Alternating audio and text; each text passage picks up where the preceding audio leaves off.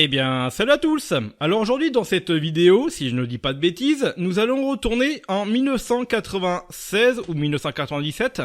Je dépose cette carte mère dans mon bureau fraîchement repeint d'aujourd'hui, d'ailleurs, de ce jour même.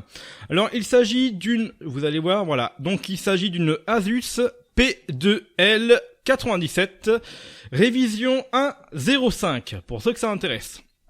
Bon, alors ici nous n'avons pas des ports 775 ou je sais pas moi du 939 à M2, M3, 56, hein, on est loin de cette époque. Nous avons du slow 1, pas du slow A comme on pourrait mettre des AMD ou quoi que ce soit.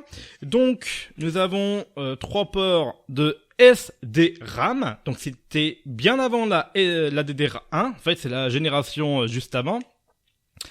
Nous avons ici une barrette de 128 mégas en DDR, enfin en SDRAM 100 MHz. Ici, je ne sais plus ce que c'est exactement. Bon, allez, si vous voulez voir, je vous la montre. Hein, je parle de la RAM, bien entendu. Qu'est-ce que je voulais vous dire dessus? Voilà, je vous l'ai déjà présenté vite fait dans une ancienne vidéo. Et je me suis dit que j'allais en parler plus en profondeur. Puisque dans cette carte mère qui fonctionne toujours, que j'ai récupérée à la déchetterie, avec ce merveilleux processeur, avec son radiateur. Le ventilateur, je l'ai changé, hein, parce qu'il faisait beaucoup de bruit quand même. Il s'agit, hop, je vais vous le montrer.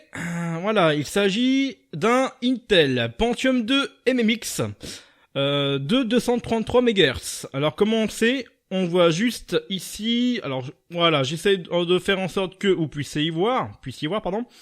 Donc un X pour MMX, tout simplement, et 233 MHz. Donc c'est du SL2 HD fait aux Philippines. Alors, il y a un QR code. Ça se trouve, on peut, je sais pas quoi faire avec, qui sait, hein, voilà. Et ce magnifique petit logo, une espèce de puce silicium stickers à la con. Disons, hop, le focus.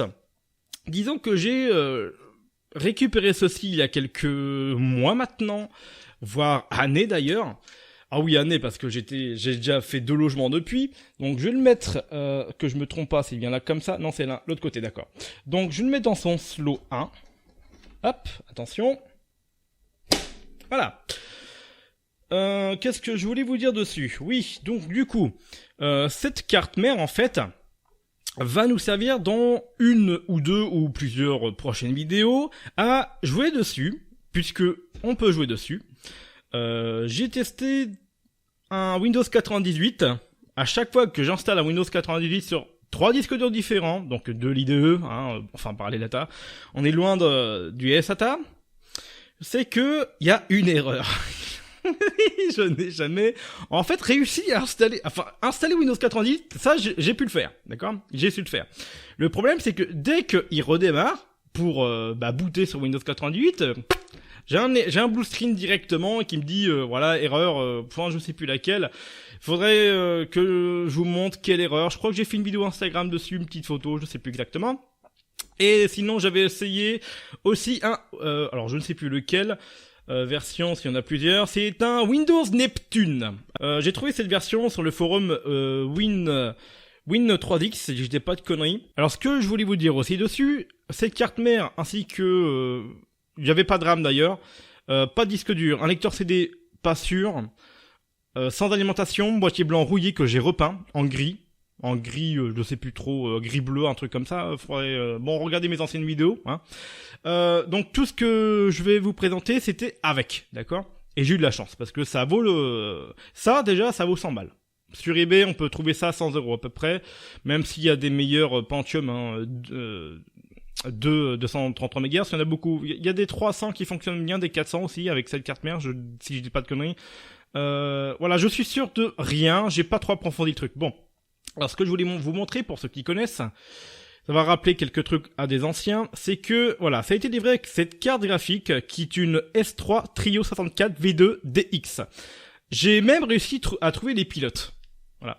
Donc alors ça va peut-être se voir, mais bon, hein, c'est dans son jus, hein, c'est vraiment poussiéreux. Voilà, j'ai juste démonté pour vous faire la vidéo, j'hésitais à vous montrer le PC tel quel et j'avais envie de le présenter comme ça. Voilà.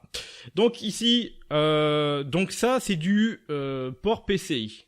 D'accord? Pas PCI Express, hein, c'est du port PCI standard. Ok. Donc la prochaine carte qui se branche comme la prochaine dans les ports ISA, ici. C'est les plus grands ports, ici. Hop, d'accord, vous les voyez. Ok. Donc c'est les grands ports, c'est vraiment immense. Hein.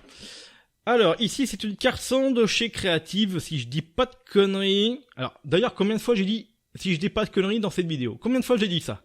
Beaucoup, parce que je connais pas tout ça. Enfin, j'ai pas vraiment testé la config à fond. Je sais ce que j'ai à peu près, mais je pourrais pas vous dire tel BIOS fonctionne avec cette carte mère, parce que tout ça c'est une époque révolue et tout. Bon, voilà, ok. Donc ici une carte son Sound Blaster 64. Alors vous allez le voir juste ici au-dessus de mon pouce, ok. Voilà. Donc la puce créative, ok. Y a pas d'année dessus, voilà, T96, donc qui se correspond à peu près à la carte mère, la même année.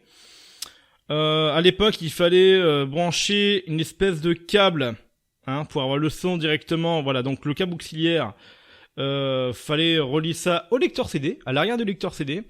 Et si vous voulez savoir, le modèle ici, c'est une CT4520, voilà. D'ailleurs, non, ça a été fait en 97. On voit ça juste là. Là, j'ai juste de voir ça. Hop, attention de focus si j'arrive. Voilà, 97, mesdames et messieurs. D'accord. Et pour la dernière carte, alors je me rappelle plus le nom du port, hein, puisque bah on n'utilise plus ça maintenant. Alors c'est pas un port parallèle, quoique si peut-être. Voilà, scanner. Alors oui, on peut brancher des scanners. Je crois que d'ailleurs l'imprimante que j'ai, la petite Canon, je ne sais plus laquelle. J'ai la référence, voilà, la LCP 660, parce que je vois qu'elle est au-dessus de mon étagère avec les disquettes. Je pense qu'on peut la brancher dessus, en fait. Donc, d'ailleurs, il faudrait qu'on teste.